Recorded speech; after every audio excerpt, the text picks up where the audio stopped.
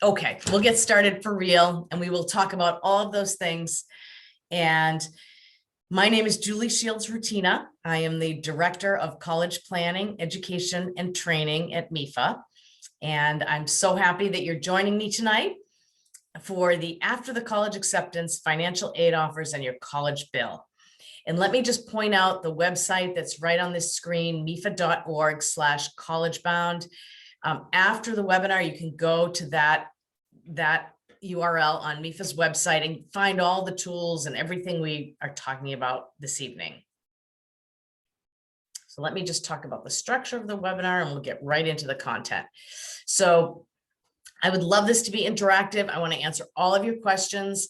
So feel free to type a question into the Q&A section and I will get to those. I'll stop every once in a while and look at those, and anything I miss, I'll get to at the end. Also, if you need live transcript, or you would like live transcript, you can press CC live transcript and you'll be able to see the words that are being spoken. And then you can also see you have some control over the audio and the volume levels. And there are a couple of other ways to speak with me through chat or raised hand, but I guess I'd encourage you, I'll see all of them, but I'd encourage you to use the question and answer so I have one place to look. Thanks. All right, so let me tell you a little bit about MEFA. MEFA has been around since 1982, and we have a mission to help families plan, save, and pay for college. And we do that in a number of ways. We have the state's two savings plans, college savings plans, the U.Fund 529 plan and the U.Plan prepaid tuition plan. We actually also have the state's ABLE program, Attainable, which is for a person with a disability to be able to save for disability related expenses, including education. So really the three savings plans.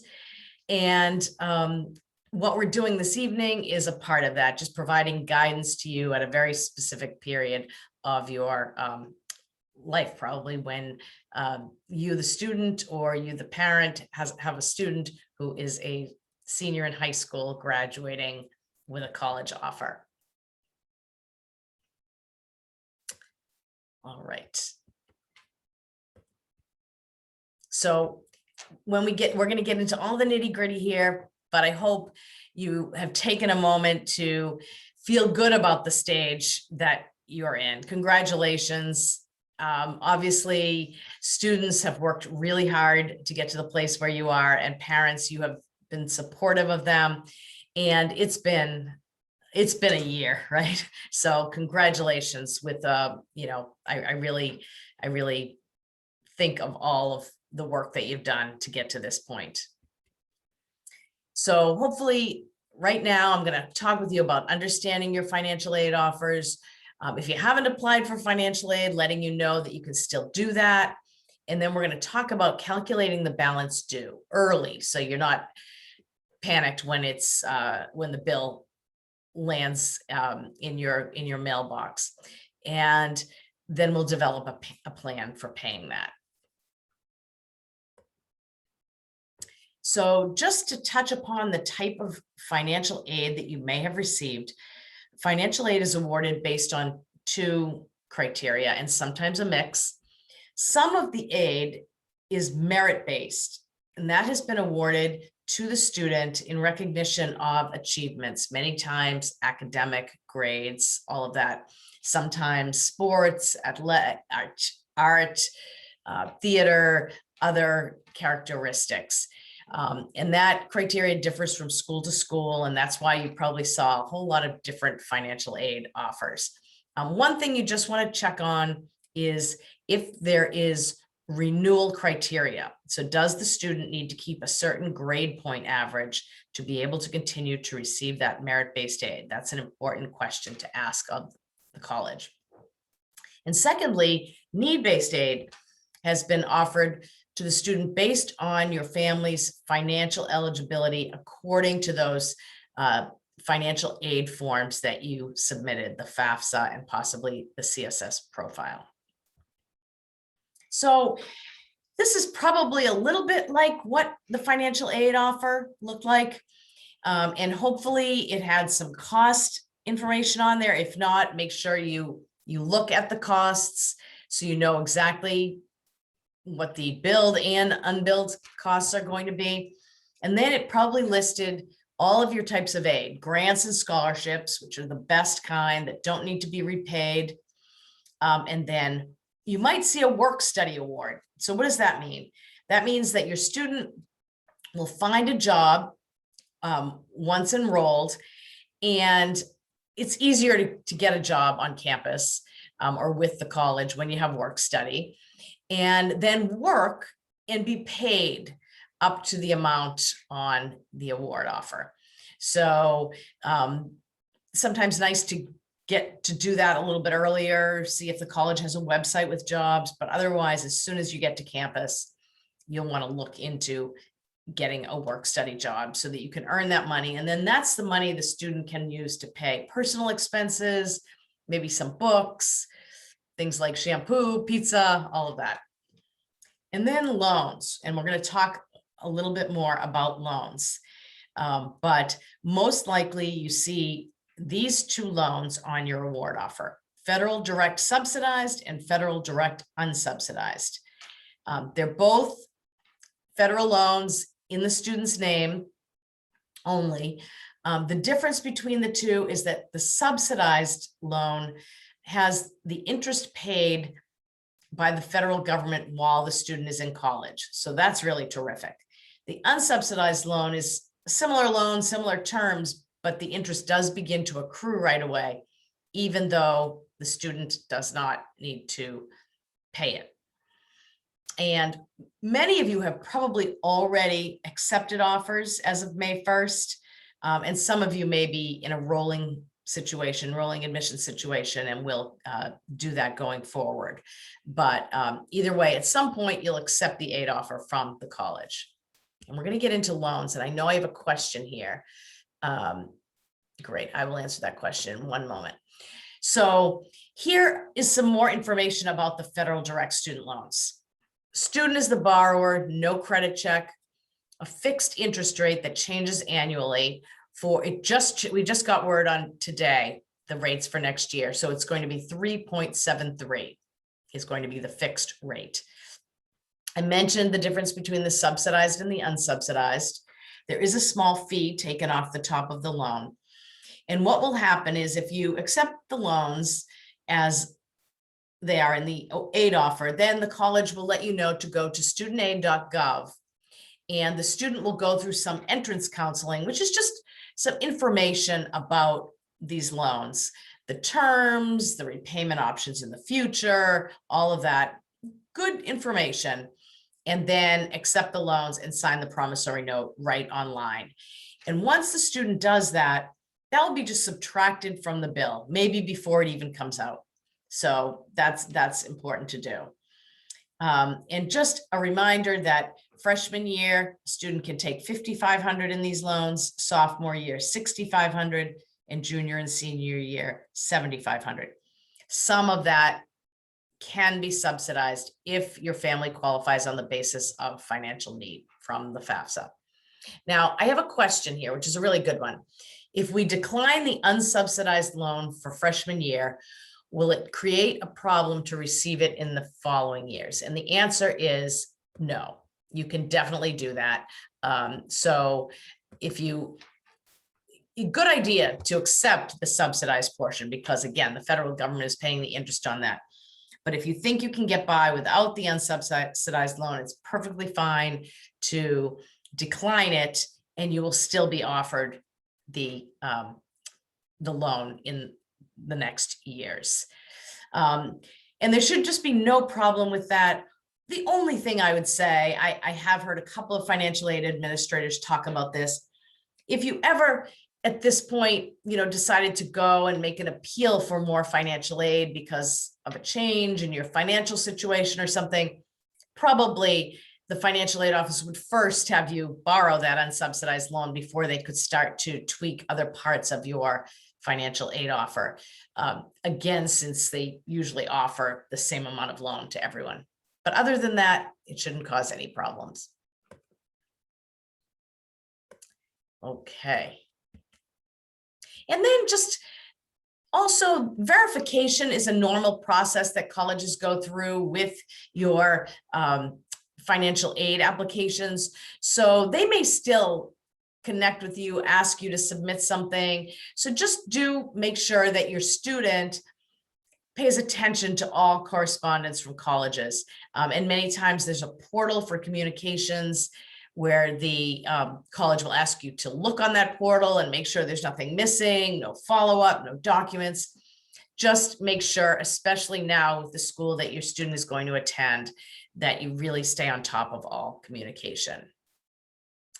I'll make a note that if you have not applied for financial aid yet, please know you can still submit the FAFSA for federal and state aid, even though colleges may have a deadline that's passed and you might not be eligible for some of their grant and scholarship dollars.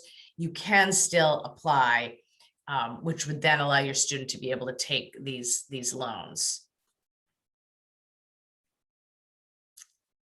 And some of you may have received a wait list offer from a college or two, and maybe you're still on the wait list. I guess one important thing to do, if you're still interested in that college, do stay in touch with that college often, and please continue to let them know that you still want to stay on that wait list. At the same time, you've probably moved on and your student has accepted at another college and put down a deposit and all of that. And that's a good thing. And I think it's good for the student to be able to move on with that as well. But you can still continue to tell that institution that you want to stay on the wait list. And if the student gets accepted, then you may forfeit the deposit at your at the school that you deposited at. So college bills usually come out in July and are due in August. And so you'll know that will be coming, but it's a really good idea to calculate what your balance due is going to be right now. So you can just make sure that you're going to be able to pay that bill. And if this calculator is really great, especially if you're comparing different institutions, where you can put in all of this information of all of the tuition, fees, room and board, book supplies, health insurance, put in all of the information for all of the colleges, and then put in all of the financial aid and look at the bottom line. And that can be very helpful when you're comparing institutions and thinking about affordability. So I would highly encourage you to use this, especially if you're in that place. Even after you have committed to a college, it's still a good calculator to use because you can still go in, put in all of the costs, put in all of the aid, and see what your bottom line is that you're going to owe, so that you can then make a plan to pay for that balance. One other piece I'll tell you is that if health insurance has been charged, that is a cost that you can waive as a family as long as the student is still on another health insurance. So just make sure you go in and you find the form to waive that and waive that cost if you don't need it. So then if you are using the college cost calculator to compare institutions, it's just a good idea to really think about, it's not just for this fall, but it's for 4 years, and really thinking about affordability and making sure you take that into consideration when choosing a school. Other than that, let's talk about making a plan to pay that bill. So really, we say there are 3 ways you're going to pay, either through past income, current income, or future income. So let's talk about past income. Do you have any savings? So it can be any savings, 529 college savings plans, prepaid tuition plans, savings bonds, stocks, CDs, student bank accounts, other investments. Any savings that you have that you can use would be a great way to start thinking about how much you can use to pay the college bill. And I see some questions here, so I'm going to go up and take a quick look. Oh, I did have a person ask about declining, if you want to decline the unsubsidized loan. Yes, you can do that on the college website, or just let the college know in an email. They probably have their process for accepting the award and declining it. And you can use whatever their process is, but on the college website is a great place to be able to do that.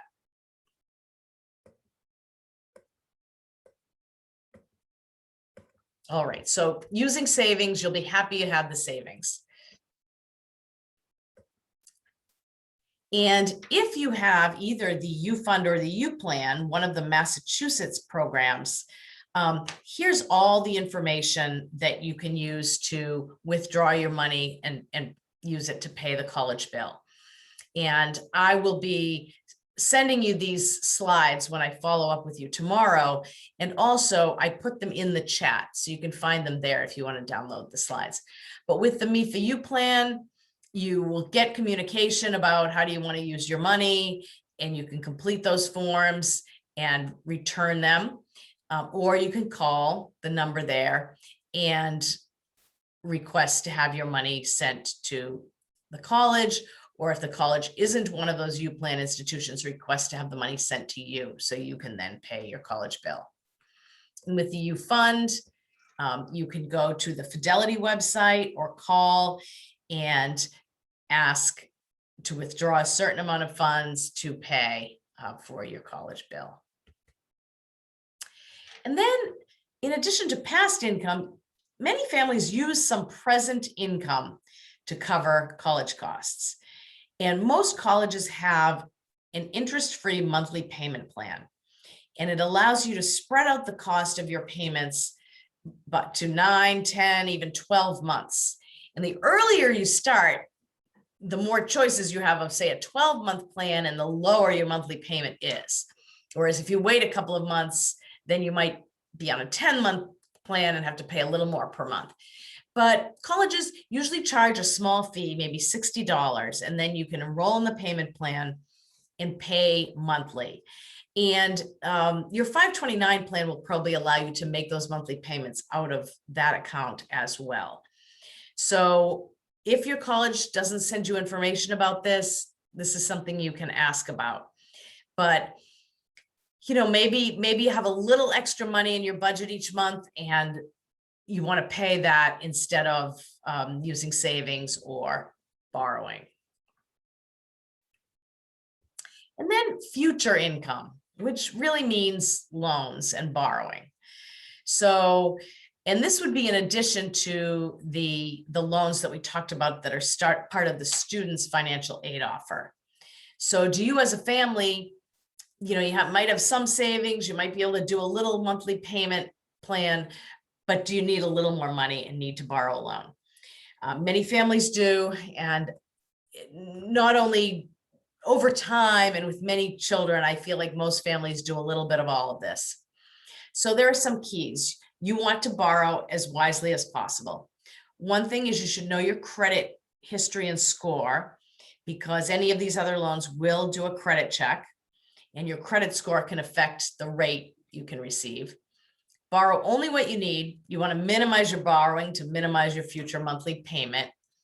And really think about the fact that if you're borrowing this year, you may need to borrow for the next years as well. So what will that be in total? 4 years. And then students also want to think about the future and your plans. I mean, you probably don't know everything, but some students might have a good idea. But do you think you're going to be going to graduate school? Do you think the program that you're enrolling in will pay you enough to be able to pay back some of these loans? Those are all things to consider. And make sure you take the loan that's best for your family. So at this point, sometimes families ask me, well, is this the student's loan or the parent's loan? And really, it's your choice. The federal government has a PLUS loan that is the parent loan for undergraduate students. Parents can borrow that on behalf of their students. MEFA has loans that both the parent and the student are on the note. because we really think of it as a family. Everyone in the family is going to help support this. There are other loans out there that maybe the student could be the borrower, but is going to need a co-signer, and that co-signer will be equally responsible, probably the parent. So there are lots, you have lots of options. I would say look to the PLUS loan, look to MEFA, look to any banks that you do business with. You can also ask your college who they would recommend, that some of their students borrow from. So there are lots of ways that you can research loans and pick the best loan for your family. MEFA also is going to have a webinar on comparing college loan option, and you can see the dates there, and I'd highly suggest that you attend those. And MEFA has a student loan payment calculator, which I think is terrific. You just, you can find it on our website, and you put in the amount you want to borrow, how many years you have before graduation, what you think your credit is, very good or excellent, and calculate. And it will show you the loan details for MEFA's 5 different types of loans. And you can see what the monthly payment is during school, what the monthly payment is after you graduate, what the total cost of the loan will be, the interest rate, the APR, and then you can see the different types of loans, like one that is a 10-year repayment that you start paying back immediately. One that's a 15-year repayment that you start paying back immediately. One that you pay interest only while the student is in college. One that you can defer payment until the student graduates. One that the student is the borrower with the parent as a co-borrower. And all different options, different rates. You want to choose the one that's best for you. But I think this lays it all out. It's very transparent. So I would say wherever you borrow your loan from, you want to know all of this information before you sign on that dotted line.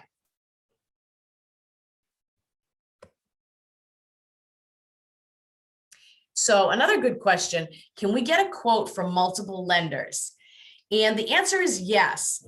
And like other types of loans where you put in a loan application for the same type of loan, in this case, an education loan, as long as you do that all right together in the same week, that is like one credit pull, not multiple. So that's terrific. So do them, sit down someday and do that all at once, and that will be helpful on your credit score. So then you will all do this a little bit differently. As I mentioned, some of you will have saved, some of you maybe saved a lot, some have saved just a little. Maybe some of you have room in your monthly budget to join the monthly payment plan, and some don't. Some might want to borrow a loan.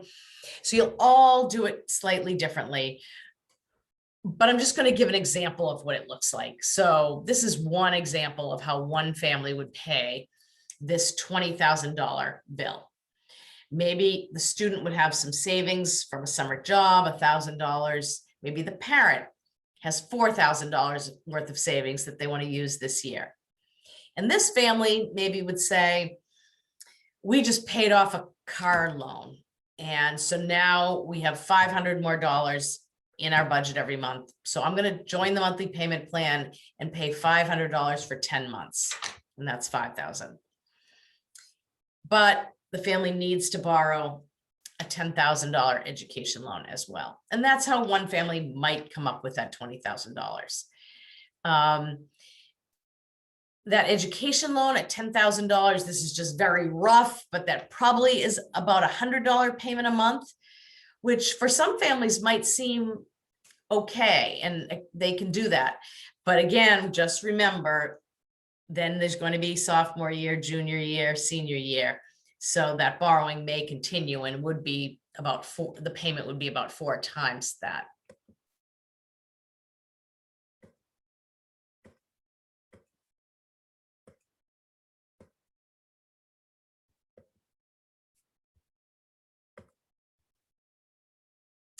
So again, the timing is that the fall semester bill is usually sent in June or July and due in July or August. I'd give yourself a good 2 weeks before the bill deadline to apply for a loan or apply for loans. It usually doesn't take 2 weeks as long as you get all your documentation and you send everything in that you're supposed to, but just a good idea to give it 2 weeks so you're not late paying that bill. And once you've submitted the application and it's in process, the loan organizations will let your college know that that's in process, so your college will know that a loan is that you have a loan that's going to pay the bill. And then you should also set up the payment plan according to the college schedule. It's not too late for students to still look for some private scholarships. So I don't know if students' schools or any community organizations in town still are announcing scholarships, but students can keep their eyes open for that, or go to these online search tools and see if there are any additional scholarships that they can apply for. Even small scholarships of $200, $300 can help with books and miscellaneous expenses. MEFA also puts a lot of information out about scholarships, so we'll let you know as they come up during the year. For students who haven't quite made a decision yet, it's not too late to look to these two places to possibly pay less for college. So the first one is mass transfer. That's the program that allows students to start at a 2-year college and then be able to transfer to a 4-year college here in Massachusetts and really get guaranteed credits transferring, a tuition credit, freeze on tuition. You can really do a degree in Massachusetts at a much lower cost through mass transfer. So it's worth looking at that. And then tuition break is a program in New England that allows students to pay in-state tuition costs outside of Massachusetts, but in the other New England states for certain programs. And then once your student has committed to a college, the financial aid office is a really terrific resource. So feel free to stay in touch with them all the way through. Here are some things you might want to talk with the financial aid office about. Financial aid renewability criteria for next year. And I mentioned that. Make sure if there are any merit scholarships that the student knows what the criteria are to keep those scholarships, GPA or something like that. Also, if the student does receive some private scholarships, talk through with the college how to bring those into the mix. If the student brings in a lot of scholarships and they bump up against the student's need or something, maybe the college will allow you to reduce a loan or work study before they would ever touch your grant scholarship. And it goes without saying that if you run into trouble, have any changes in family circumstances, especially with income or job loss, you should always, the financial aid office should be one of the first places you call all the way while the student is enrolled. And you'll get the sense at each college of how they like to interact, sometimes a phone call, sometimes email, sometimes through a web portal, but find out from the college the way they like to communicate and use that. And MEFA did do an appeals and webinar a few weeks ago. And so if you go to the MEFA website, you can view that appeals webinar, which was, we had 6 financial aid professionals from many different types of institutions talking about their appeals process. So pay any enrollment deposits, commit to that school, feel good about that, and then start creating this plan to pay that balance due. And please know that MEFA is here to help you. I told you about that comparing loan options webinar. That will be a good one to attend. And all throughout the students' time in college, you should feel free to call or email MEFA with any questions that you have. We really love to help students and families. And stay in touch with us on social media too. As I mentioned, this is where we put a lot of that scholarship information. So now I'll just open it up if there are any questions. Otherwise, if there are not, you can always call us and email us with questions after the fact. And I will mention, if you liked this webinar and can leave us a Google review, that's great, because we like other people to find us and know that we are a free resource for families. Let's just see if I have any questions here. I don't think I do. But thank you very much for joining me tonight, and good luck. Oh, I might have one. Let's see. Okay, it's someone saying thank you, and you're so welcome. And thank you for the good questions, and do stay in touch, and good luck with all of this. Thanks.